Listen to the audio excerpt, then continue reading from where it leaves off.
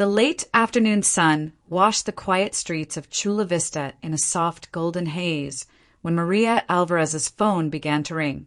She had just finished watering the succulents on her porch, ready to settle into the peaceful routine she cherished. But the moment she saw the caller ID, the calm in her chest tightened. It was Vanessa Reyes, Daniel's wife, a woman whose voice could slice through silence like a blade. Maria answered anyway. "Maria," Vanessa hissed, breathless with a kind of triumphant rage. "I hope you're sitting down, because I just did you a favor." Maria didn't speak. She stood still, staring at the terracotta tiles beneath her feet. "I found your precious little car outside the store," Vanessa continued, her tone gloating. "And I scratched it. All of it. Keyed the sides, ripped the mirrors, tore up the paint, everything. You should have seen it. Looked like modern art by the time I was done." She let out a sharp laugh. "Next time you want to spy on me, maybe don't park where I can see you." Maria closed her eyes. She felt no rush of panic, no anger, no shock. Only a quiet, cold certainty. A certainty she had been preparing for weeks. "Vanessa," she said softly, each word measured, almost gentle. "I'm not sure which car you're referring to. The blue Honda you love so much." Vanessa snapped. "Don't play dumb with me." Maria exhaled. "I sold that car 3 months ago." Silence. A sudden, suffocating silence. "I'm sorry, what?" Vanessa's voice cracked. "I sold it," Maria repeated, her tone steady, "to a retired police captain. Hector Ramirez. He lives 3 blocks from me." On the other end of the line, Vanessa's breathing shifted, shallow, frantic, high-pitched. A quick scrambling of realization. The metal taste of fear crept into her voice. No, that's not. He drives the same model?" "That can't be. He bought it directly from me," Maria said. "He even still has the plates you recognized. The ones you just vandalized." Vanessa made a choke sound. No. Maria didn't respond. She didn't need to. In the background of Vanessa's call, the faint wail of sirens began rising. Distant but unmistakable. San Diego PD. Heading down the long row of palm-lined streets toward the Ramirez residence. "Vanessa Reyes!" A voice boomed faintly behind her. Firm, authoritative. "Stop right there. Step away from the vehicle." "No, wait, I didn't know." Vanessa screamed, her voice splintering into panic. "It was an accident. I thought, Maria, tell them. Tell them it was your—" Maria closed her eyes again. Not in victory, not in satisfaction, but in a kind of quiet, heavy acceptance.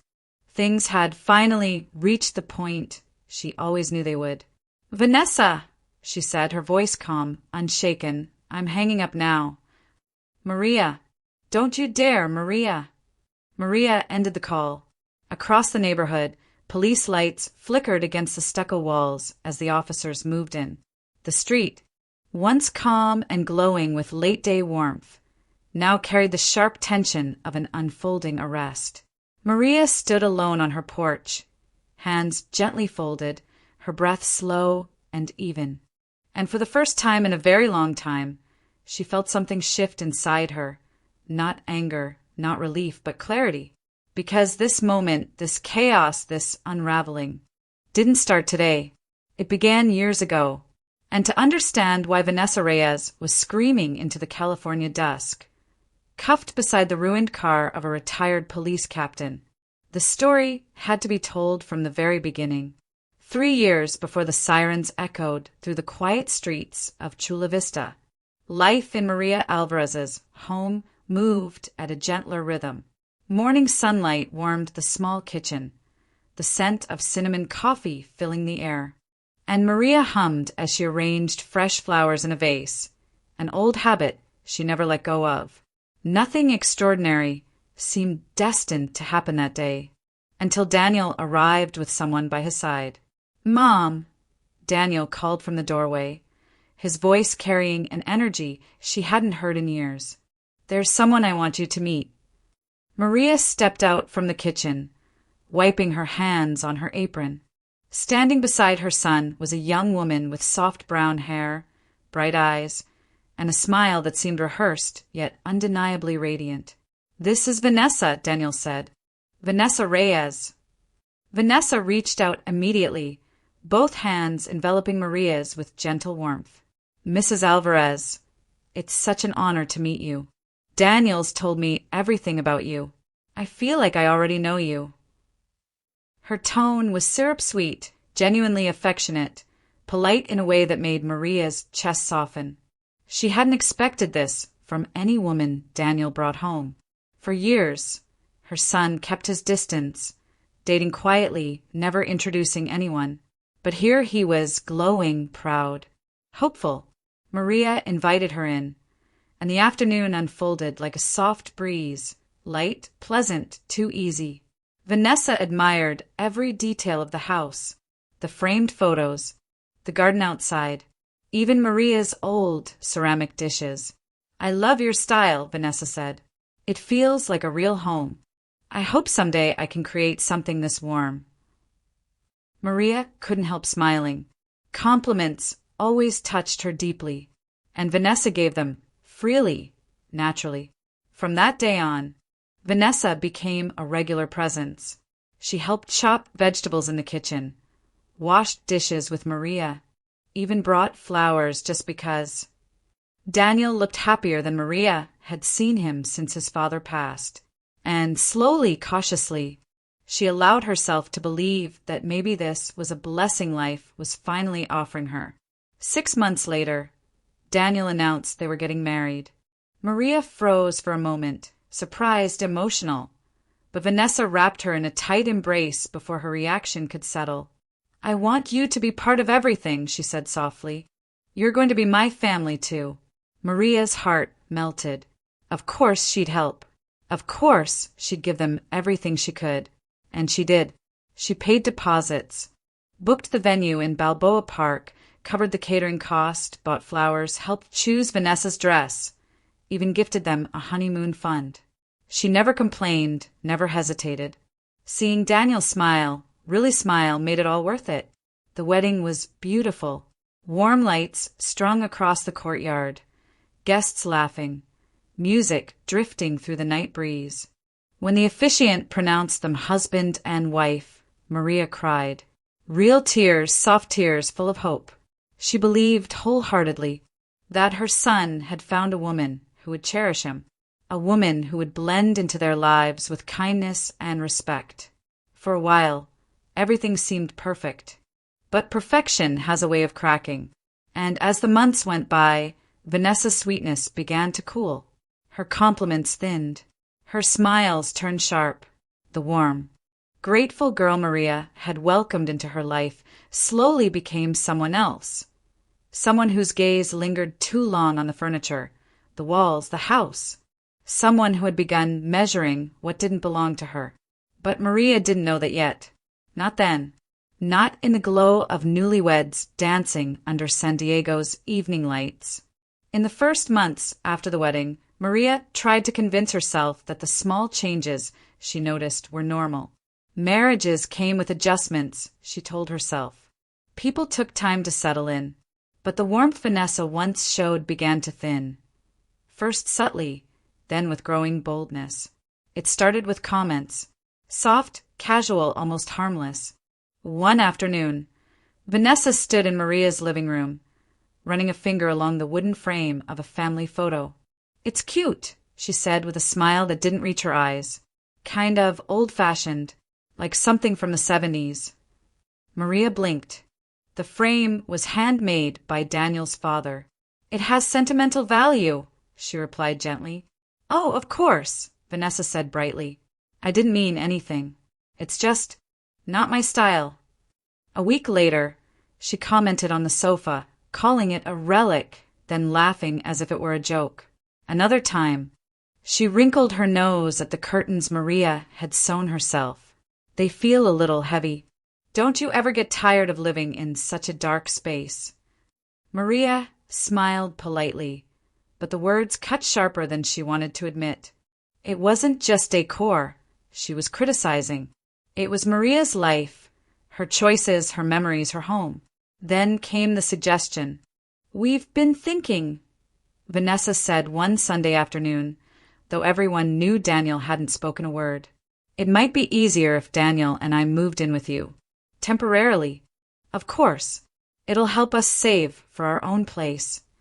Maria hesitated, but before she could answer, Vanessa added lightly, "And honestly, it might be good for you. You shouldn't be living alone at your age." At your age. A phrase that landed with a quiet, unexpected weight. Maria forced a smile. "I'm fine where I am." Vanessa tilted her head. "Well, it's just a suggestion." But her tone made it clear it wasn't. Within days, Daniel began echoing Vanessa's words, almost word for word. "Mom, it makes sense," he insisted over dinner. "You'd have company. We'd help around the house." Maria looked at him carefully. He sounded rehearsed, pressured, less like her son and more like someone trying to keep peace in his own home. She declined again. From that moment, something shifted in Daniel. He became distant, pulling away during conversations, texting distractedly, barely meeting her eyes. He canceled their weekly lunches. He stayed over less, called less. Whenever she tried to ask how he was doing, Vanessa's name slipped into every sentence, controlling the narrative like an invisible hand on his back. "You're being difficult," Daniel snapped one evening when Maria gently brought up his absence. "Vanessa's trying. You could try too." Maria didn't raise her voice. She never did.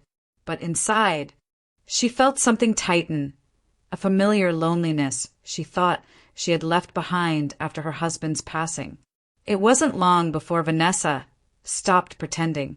She criticized Maria openly now, corrected her, spoke over her, rolled her eyes when Maria offered help. She walked through the Alvarez home like an inspector evaluating property she planned to renovate, touching cabinets, checking drawers, visually stripping the place room by room. Maria noticed how long Vanessa's gaze lingered on the deed framed in Maria's study.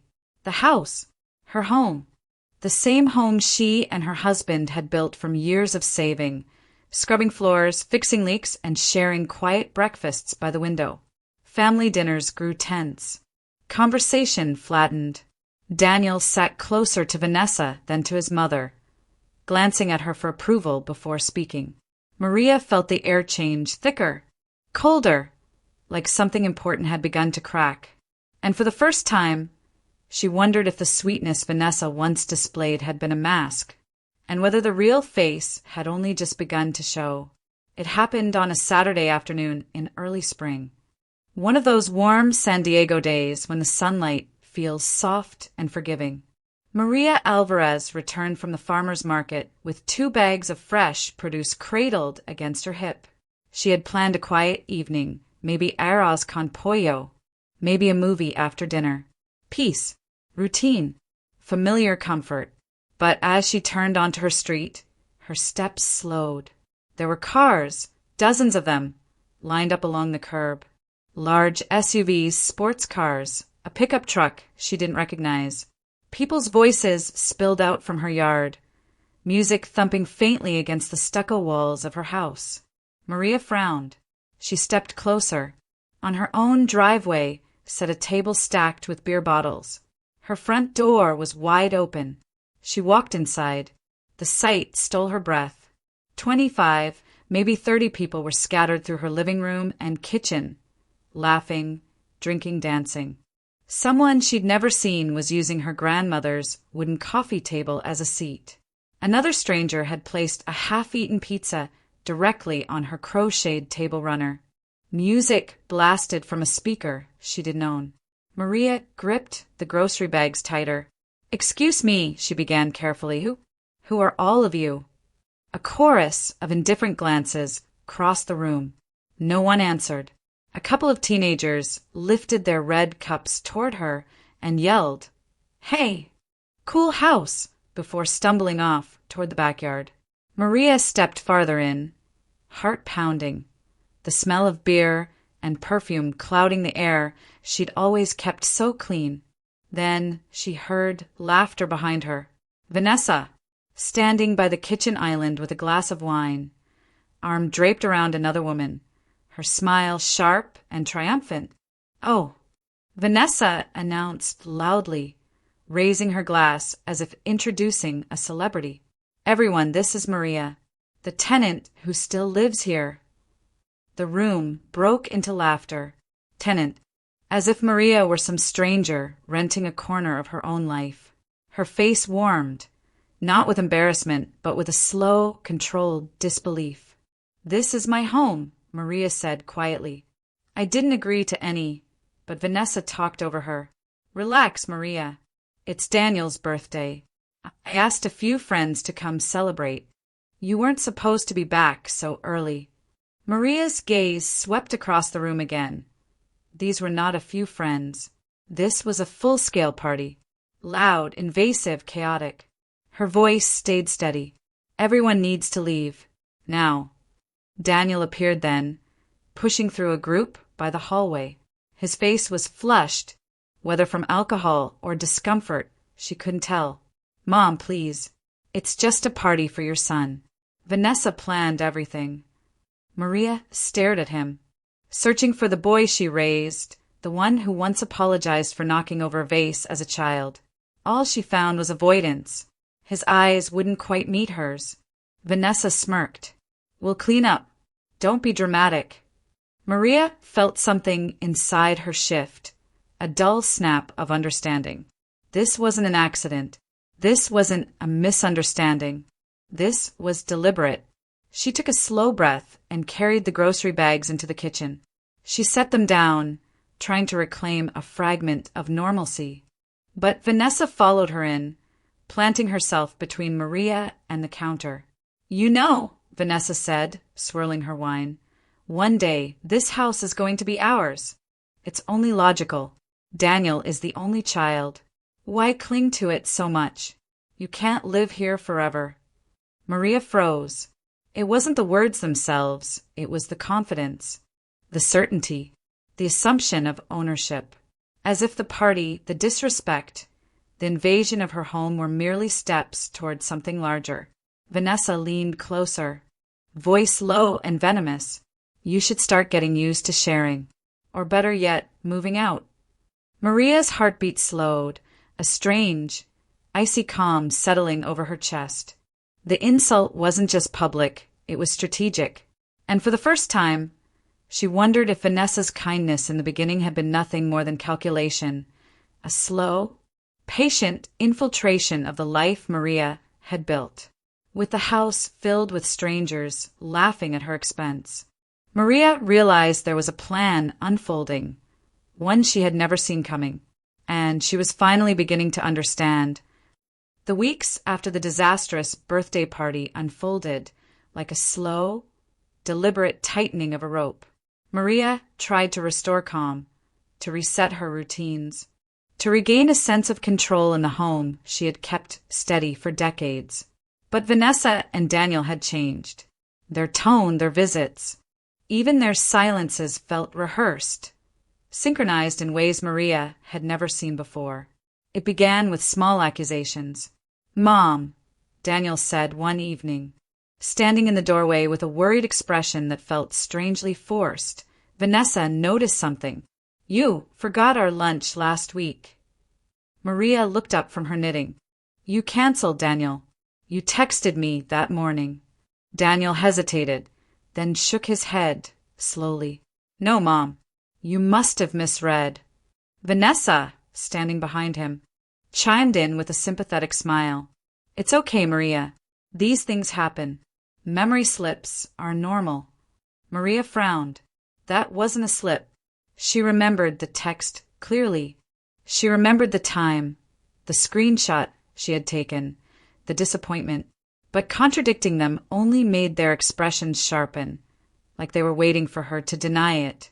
A few days later, Vanessa walked into the kitchen holding a scorched pan. "Maria, you left this on the stove. It could have burned the whole house down." Maria blinked. "I haven't cooked today. I just got home."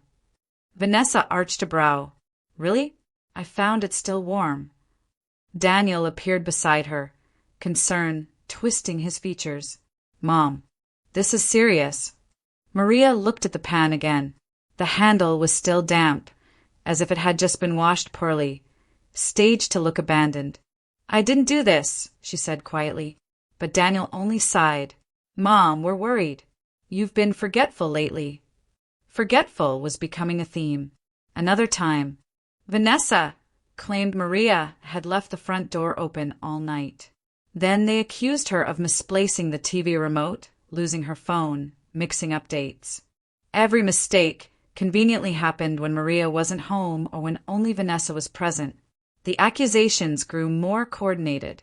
Mama, Daniel said gently one afternoon, a gentleness that felt like a trap. We think you should see someone. See who? Maria asked, keeping her voice steady. A specialist, Vanessa replied, folding her arms. A memory doctor, just to rule things out. Maria felt a coldness spread across her chest. I don't need a memory doctor. I'm fine. Vanessa tilted her head as if speaking to a child. Denial is common, Maria. Daniel stepped closer. Mom, please. We're trying to help. Help. Maria had heard that word used as a disguise before. Help that wasn't help.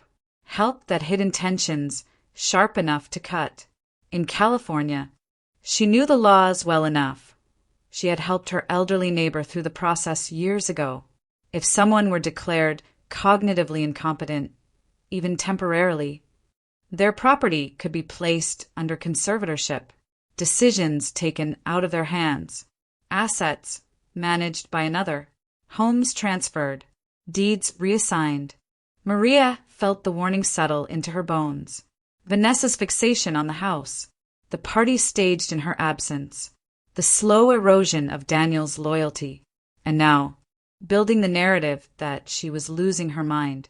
She realized then that this wasn't clumsiness or coincidence. This was preparation, a setup, a plan that had begun the moment Vanessa walked through her front door with that sweet, polished smile. Maria breathed slowly, choosing her words with care. I will not be seeing a memory specialist. Not now. Not ever.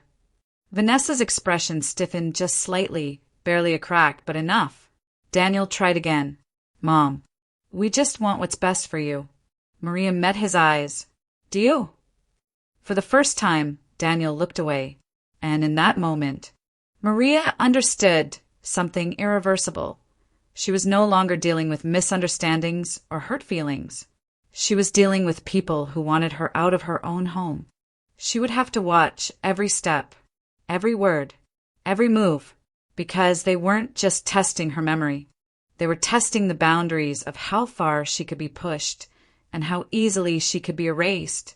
Maria Alvarez had always believed in confronting storms quietly, not with shouting, not with accusations, but with observation, patient, steady, deliberate. And now, with Daniel and Vanessa circling her life like shadows, she understood she could no longer rely on trust alone. She needed truth, real truth, the kind that didn't crumble when someone raised their voice. So she began watching, listening, noticing the patterns, and within days the first thread appeared, unexpectedly, gently, through her next-door neighbor, Mrs. Beatriz Morales. They met one morning near the mailbox, the sun just beginning to warm the quiet Chula Vista street. Mrs. Morales, a retired schoolteacher with a careful gaze, leaned in slightly. Maria, she whispered, lowering her voice. I wasn't sure whether to tell you, but I've noticed things. Maria tensed. What things? Mrs. Morales looked around, then continued. When you go out, especially on Thursdays and Fridays, Vanessa brings people into your house. Not Daniel. Strangers. A man with a clipboard. 2 women once. I thought they might be contractors, but something didn't feel right. Contractors. In Maria's home. When she wasn't there, Maria's heart tightened. Did they go inside the bedrooms? Yes. Mrs. Morales replied softly. All the rooms. The implication hit Maria like cold water. Vanessa had been inspecting the house, every inch of it, while pretending to worry about Maria's memory. Maria thanked her neighbor gently, but as she walked back home, her steps felt heavier. This wasn't paranoia. It wasn't misunderstanding. Vanessa was gathering information, measurements, values, maybe even photos. But for what? She knew only one person who could find out. That afternoon, Maria visited Carmen Espinosa, her oldest friend and the one person she trusted beyond anyone else. Carmen worked at a small administrative office connected to property records. She couldn't pull sensitive documents illegally, but she knew how to read signs, patterns, and digital footprints. Carmen didn't waste time. Maria, sit, she said, pulling up a chair. Her brow furrowed as she scrolled through the screen. You're not going to like this. Maria's stomach tightened. Tell me. There were recent requests for copies of your property documents, Carmen explained. The deed, the tax assessment, the title chain. Multiple requests, all from the same IP address, traced to a public hotspot near Vanessa's office. Maria's breath caught. She took copies of my deed? Carmen nodded. Several. Maria gripped the edge of the table. She felt heat behind her eyes, but she didn't let tears fall. Instead, she inhaled deeply. What about signatures? Has anything been filed? Carmen hesitated. I can't see everything, but I can tell you this. Someone tried downloading the transfer of ownership form. Twice. For a moment, silence filled the room. Thick, suffocating. Then Carmen spoke again. Maria, do you want me to call Sophia? Sophia Velasco, an estate and probate attorney, and another friend from church. A woman who didn't sugarcoat truths. Maria nodded. 2 hours later, Sophia sat across from her in her small office in downtown San Diego, reading through the notes Carmen had provided. Her expression hardened the longer she looked. Maria, she said carefully, this isn't random. This is organized. These requests, these downloads, these are the preliminary steps for property fraud. Maria felt her pulse spike. Fraud? Sophia leaned forward. Yes. And based on Carmen's findings, someone attempted to create a duplicate signature. The digital trails suggest a forgery attempt, as if someone was trying to practice your signature before using it. Maria's hands trembled, but Sophia wasn't finished. There's more, she said quietly. I checked some public financial databases. Daniel and Vanessa, they're in substantial debt. Maria swallowed, her voice tightening. How much? Sophia turned the screen toward her. Over $280,000. Credit cards, a failed business loan, car payments in arrears, collection accounts stacked one after another. The number hit Maria like a blow. She suddenly saw everything clearly, the house tours, the inspections, the memory accusations, the staged forgetfulness. It wasn't about family tensions or misunderstandings. It was about survival. Their survival, purchased with her home. They're planning something bigger, Sophia said. And whatever it is, they've already begun. Maria sat back, breath unsteady but eyes sharp. Something within her, quiet for too long, finally woke up. She had spent her whole life being gentle, patient, trusting, but now she understood the truth. If she didn't fight, they would take everything, and she was done giving them the benefit of the doubt. Maria sat at her kitchen table long into the night, a single lamp throwing a warm cone of light over the neat stack of bills and papers before her. The market had taught her how to judge seasons. Life had taught her patience. Now both skills were working together. She would not act rashly. She would not accuse without proof. She would move with the same steady precision she had used for decades to keep her home running.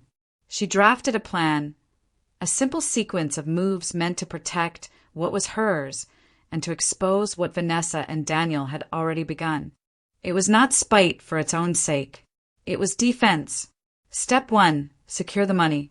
Maria quietly consolidated her savings into an account that required two-factor authentication and her lawyer's sign-off for any large withdrawals. Sophia assisted, setting up a trust that put the key financial decisions under professional oversight. If anyone tried to manipulate paper or pressure signatures, the funds would be out of reach. Step 2. Update the estate. With Sophia at her side, Maria revised her will and the documents associated with her property. The new paperwork clarified ownership, set explicit terms for any sale, and named an independent executor. It also included a clause: any transfer executed while Maria's mental capacity was in question required a court-supervised conservatorship review. In plain English, no quick deed changes, no secret signings. The house could not be taken on a whisper. Step 3. Remove an obvious temptation. The old blue Honda Maria had once loved was long a symbol of memories, but it had also become a target. She sold the car legitimately, with all paperwork proper and recorded, to retired Captain Hector Ramirez, a neighbor everyone respected.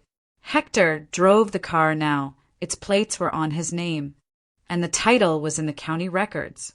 Vanessa could no longer claim she had vandalized Maria's personal vehicle. If she had vandalized a retired captain's car instead. Step 4. Gather evidence. Maria installed a discreet, cloud-connected camera system in common areas where Vanessa tended to enter when Maria was out: the living room, foyer, and kitchen. The cameras were installed legally. Signs indicating surveillance were placed where required, and the footage uploaded to a secure cloud account that Sophia and Carmen could access. It was not about spying for drama. It was about creating an undeniable record, time-stamped, uneditable, of every unauthorized entry and every suspicious conversation. Step 5. Act the part. For 2 weeks, Maria practiced being forgetful. She let the stove timer tick down to a harmless, scorched pan that Vanessa could point at. She asked the same stories at dinner, deliberately repeating details, letting her voice waver in controlled ways. She called Daniel with innocuous questions she already knew the answer to. The performance was painful but necessary. If they were building a case of incompetence, she would give them exactly what they expected on the surface, while the cameras captured the real truth. Step 6. Hand over the keys. In a move that felt almost theatrical, Maria offered Vanessa a spare house key on the day she knew Vanessa would come by alone. It was a small gesture that disarmed suspicion. A daughter-in-law accepting a key looked natural, even loving. But Maria's intention was quiet and precise. By making the key available, she guaranteed that Vanessa would move through the house freely, giving the cameras the opportunity to record everything she might say or admit while thinking she had the privacy to plan. Each step was measured. Each step was legal. Maria consulted Sophia at every turn to ensure she stayed within the boundaries of California law, trusts, surveillance disclosure, property titles, so that when evidence was needed, it would stand up in court. When the plan was in motion, Maria did not celebrate. She sat at her table, hands folded, feeling the gravity of what she had to do. This was not a retaliation born of malice. It was a careful reclaiming of a life someone else was trying to rewrite. Her trap was not cruelty. It was clarity, proof and process joined to protect a home and to force truth into the light. And somewhere, she thought, Vanessa was already stepping into the rooms Maria had prepared to record. The first week after Maria installed the cloud-connected cameras passed quietly. Too quietly. Vanessa still walked through the house when Maria wasn't home, moving like she owned the space, inspecting drawers, glancing at framed documents, but she never said anything revealing. Not yet. Maria knew Vanessa was too cautious to speak openly unless she believed the house was completely hers to roam. The second week changed everything. It was a warm Tuesday afternoon when Maria left deliberately, carrying a reusable tote as if heading to the grocery store. Instead, she drove 1 block down and parked behind Mrs. Morales' jacaranda tree, far enough to avoid suspicion, but close enough that she could return quickly if needed. Her phone buzzed 10 minutes later. An alert from the living room camera. Motion detected. Maria tapped the notification. Vanessa stepped inside first, closing the door behind her with a swift, confident push. Daniel followed, looking anxious, fidgeting with his keys. The camera captured their voices, clearly. Tenemos que movernos rápido, Vanessa said in Spanish, pacing the living room. We need to move fast. Her tone wasn't worried. It was calculating, urgent. She's getting worse, every day. If we wait too long, she might give the house away to charity or something. Daniel rubbed his forehead. I don't know, Van. Maybe we should slow down. She seemed sharp this morning. Vanessa shot him a hard look. Daniel, she's already practically senile. Didn't you hear her yesterday? She forgot your birthday month. Again. She did that last year, he muttered weakly. She's declining, Vanessa insisted. And if we don't act now, we're done. Do you realize how deep we are? We can't survive another 6 months. Daniel's shoulders slumped. The debts. They keep calling. Maria inhaled sharply as she listened in real time. She knew about the debt from Sophia, but hearing Daniel confirm it felt like a punch to the chest. Vanessa walked closer to the camera, unknowingly giving it a perfect shot of her face. $280,000, Daniel. That's not going away. Your credit cards, my business loan, the car payments. The medical bill from last year, she clenched her fists. We need the money from this house. We need it now. Daniel's voice cracked slightly. But it's my mom's home. For now, Vanessa countered coldly. But if she gets declared incompetent, you become the one who decides. And then we sell. Simple. Maria watched her son swallow hard, his hesitation flickering. But Vanessa pushed again. She'll be fine in assisted living. She's old, Daniel. And honestly, she's becoming a danger to herself.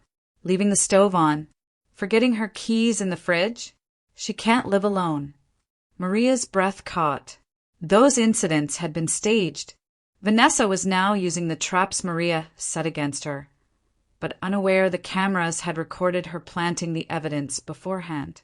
Daniel paced. I don't know. What if she fights it? She won't, Vanessa replied, because we'll bring the specialist. Your mom is already confused half the time. One evaluation and it's done. We get control. We sell the house. We pay the debt. And we finally breathe again. Daniel whispered, and if she finds out? Vanessa stopped, lowered her voice to a chilling whisper. She won't, unless you screw up. The camera caught every word, every expression, every detail, uploaded instantly to the cloud. When Maria returned home and watched the footage, she sat perfectly still in her living room chair. The audio felt like ice sliding into her veins, cold and unmistakable. She heard her son's voice trembling. She heard Vanessa's certainty, her strategy, her hunger for the house. Maria pressed pause. Her reflection wavered faintly on the dark screen. She felt grief, deep, aching grief, but layered beneath it was something steadier. Resolve. They had made their move. Now she would make hers, and unlike them, she would do it cleanly, legally, and with the truth as her witness. The footage from the cloud camera had already confirmed what Maria feared, but she knew one thing with absolute clarity. Vanessa would eventually act. Desperation always forced people like her into reckless choices. All Maria had to do was wait, quietly, patiently, the same way she had waited through every storm of her life. What she didn't expect was how fast it would happen or how spectacularly Vanessa would expose herself. It began on a Thursday morning. Maria intentionally followed her normal routine, watering the potted basil near the porch, walking the neighborhood for exercise. buying fresh bread from the Mexican bakery on 4th Avenue. What she didn't know until later was that Vanessa had been following her movements more closely than she thought. Vanessa had seen a familiar blue Honda parked near Captain Ramirez's house the day before. To her, it was unmistakable. The same model, the same year, the same faint scratch near the back bumper from years ago. She didn't bother checking the plates. She didn't bother questioning why Maria's car would be sitting outside a retired police captain's house. Vanessa didn't question anything at all. Rage replaced logic. That afternoon, while Captain Ramirez was inside reviewing old case files and Maria was preparing dinner, Vanessa pulled up behind the Honda, her jaw clenched tight with fury. She thinks she can spy on me? Vanessa muttered under her breath. She thinks she can outsmart me? She glanced up and down the quiet street, no one in sight. Then she acted. With the car key in her fist, she dragged the metal viciously across the driver's side door, carving deep, jagged lines into the paint. She slashed the other side. The hood. The trunk. She snapped off the side mirror, kicking it down the gutter. She dented the rear panel with her shoe. Hard. Over and over. When she finally stepped back, breathless, sweating, a twisted smile spread across her face. "That'll teach her," she said aloud, satisfied. She didn't notice the small black camera mounted under the eaves of the Ramirez house. A police captain always secured his property. The motion sensor caught everything. Everything. 20 minutes later, Captain Hector Ramirez stepped outside to drive to the bank and froze. His car looked as if a wild animal had torn into it. He reviewed the footage once, called the police immediately, and contacted Maria, not knowing yet she had sold him the car. "Maria," he said firmly over the phone, "I need you to stay home. Someone just vandalized my vehicle." The footage shows Vanessa Reyes. Maria closed her eyes. "I see." Ramirez added, "Officers are on the way. They'll be asking questions." But Vanessa hadn't waited for questions. She called Maria first. The phone vibrated on the counter. Maria paused before answering. And just as Sophia had advised, she pressed record. Vanessa's voice burst through the line, high and triumphant. "You should have seen it, Maria. Your precious car? Ruined. Completely ruined. I hope you cry when you see it." Maria didn't speak. She didn't need to. Vanessa went on, exhilarated by her own cruelty. "Maybe next time you'll think twice before trying to control Daniel. That car of yours? It's scrap metal now. I destroyed it so thoroughly even a junkyard wouldn't take it." Maria's voice remained calm. "Vanessa, which car?" "The blue one, obviously. Don't play dumb." Maria let silence fill the line until dread began creeping into Vanessa's breathing. Finally, Maria said softly, "I sold that car 3 months ago." The silence that followed was no longer triumphant. It was panic, raw and immediate. "You what?" Vanessa whispered. "You destroyed a retired police captain's vehicle," Maria said, "and he has the footage." Vanessa's voice cracked. No, Maria, you need to fix this. Tell them it was yours. Tell them," Maria cut her off. "I didn't ask you to vandalize anything." Before Vanessa could respond, a firm male voice echoed behind her through the phone. "Ma'am? Chula Vista PD. Step away from the vehicle." Vanessa gasped. "No, wait, I can explain." "I didn't know." Maria ended the call. Minutes later, an officer arrived at her door. Another accompanied Captain Ramirez. They played back the footage on the captain's tablet. Vanessa caught from 3 angles. Key in hand, face clearly visible as she tore into the Honda. No ambiguity. No loophole. A felony vandalism case in California didn't rely on intentions, only actions. And Vanessa had provided the perfect confession. Maria watched the footage, quietly, hand steady, heart no longer trembling. Everything was finally falling into place. Because sometimes people didn't need to be defeated. Sometimes You just had to let them destroy themselves. The days following Vanessa's arrest unfolded with the stillness of a storm that had finally broken. Maria expected chaos, shouting, accusations, frantic phone calls. But instead the world around her grew, strangely, beautifully quiet. Daniel did not show up the next morning, or the next, but on the third day, he appeared at her door, shoulders slumped, eyes shadowed, holding a printout of the police report in one hand and his phone in the other. He didn't knock at first, just stood there, staring at the grainy thumbnail of the security footage where Vanessa's face was unmistakably captured in mid-swing. Key tearing into metal. Maria opened the door gently. Daniel. He looked at her then, really looked, and for the first time in years she saw the same expression he used to wear as a boy when he broke something and didn't know how to fix it. Mom, his voice cracked. Is this real? Maria stepped aside. Come in. He sat on the couch, elbows on his knees, phone trembling in his hand. The police showed me everything. The footage from Captain Ramirez. Your recording of her call. He swallowed hard. She admitted it. She bragged about it. Maria said nothing. Daniel covered his face with both hands. How did it get this far? How did I not see it? Maria didn't answer that either. Some realizations had to come from within, and this one, she knew, he needed to face on his own. By the afternoon, they were in Sofia Velasco's office. The veteran attorney had a quiet authority to her, sharp, level-headed, the type of woman who knew how to separate chaos from the truth with nothing more than a calm pen stroke. The documents were already laid out. Sofia looked at Daniel first. Your wife is facing felony vandalism charges, attempted property fraud, and unlawful entry. The DA is willing to negotiate if we move quickly, but the evidence is stacked. Maria's footage is damning. Captain Ramirez's footage is worse. Daniel flinched. Sofia continued.